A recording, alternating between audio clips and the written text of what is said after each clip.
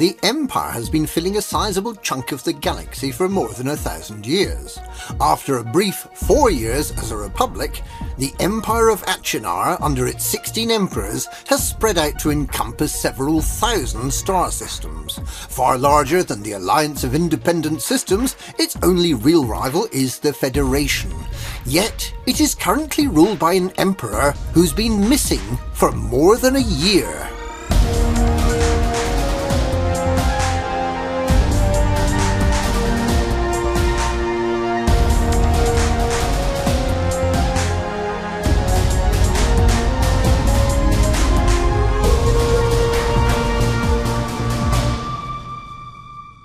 The continuing invisibility of Emperor Arissa Lavinia Duval cannot help but make us wonder what might happen in the unthinkable eventuality that the Emperor's body has been in cold storage for more than a year, and that Chancellor Blaine has been making up those statements about what Her Majesty thinks and wants. Perhaps she's not quite in the freezer yet, but failing to show your face for such a long time is a sign of weakness. And the Empire doesn't really like weak leaders. So, in the event that Arissa is discovered to be politically or biologically deceased, what will happen to the Empire? Who will be Emperor number 17? Or will those pesky pro-democracy campaigners, the Marlinists, get their way and install a system of government by the people, for the people? Arissa Lavinia was proclaimed emperor 6 years ago in October 3301, less than a year after she discovered that she was not, after all, the daughter of the late socialite Prince Aristide Lavinia, but was in fact the illegitimate daughter of Emperor Hengist, who was at the time clinging on to life as the 15th emperor, and Florence Lavinia. Back then, there was no waiting for the old emperor to die before putting the gloves on and competing for the succession. The rumour mill is clear on the point that it was only after Arissa had nobbled Hengist that the emperor pronounced his son Harold to be not of sound mind, and disowned him as potential emperor material. It is true that Mad Prince Harold led a somewhat dissolute lifestyle, but a love of Chateau d'Agion, Camitra cigars and loose women is hardly a bar to becoming emperor, as can be seen by Hengist's own record of having children by a variety of partners. Crossing Harold off the list meant that his daughter Princess Aisling became a contender for the top role. But the young princess had and continues to have challenging views on the matter of slavery, believing the subjugation of one person's liberty to the service of another to be fundamentally wrong. In an empire entirely built on the foundations of indentured labour, this seemed dangerously close to sedition. Chancellor Blaine, who served the same role as advisor to and mouthpiece of the 15th emperor as he does to the incumbent Arissa, made it very clear that Emperor Hengist favoured Arissa as his successor, as did, entirely coincidentally, Blaine himself. And in April 3301, at around the time when an attempt was made to tamper with the Emperor's medication, and well before Hengist was murdered in an unfortunate incident involving one of Senator Denton Petraeus' entourage and a knife, Arissa was rallying the people of the Empire and filling the void left by an entirely absent emperor. Both Senators Petraeus and Torval were considered possible would-be assassins of Emperor Hengist, possibly prompted by plans to get Arissa's mother Florence married to the dying emperor to seal Arissa's place as Hengist's legitimate successor. Paul Darius's stabbing of the emperor brought the marriage plans to an abrupt and unsuccessful conclusion in early August 3301, but Chancellor Blaine nonetheless made it very clear that the Senate should take Hengist's wish that Arissa should succeed him as emperor very seriously indeed.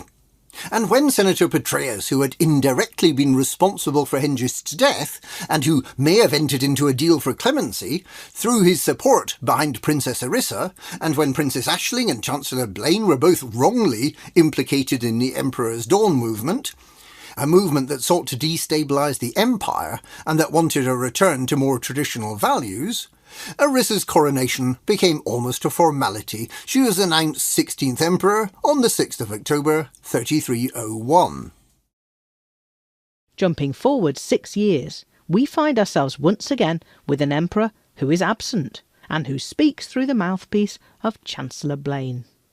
The modern equivalent of Emperor's Dawn, Nova Imperium, appears to have faded into insignificance, but there is a new, illegitimate child of the apparently prolific Emperor Hengist to stir things up.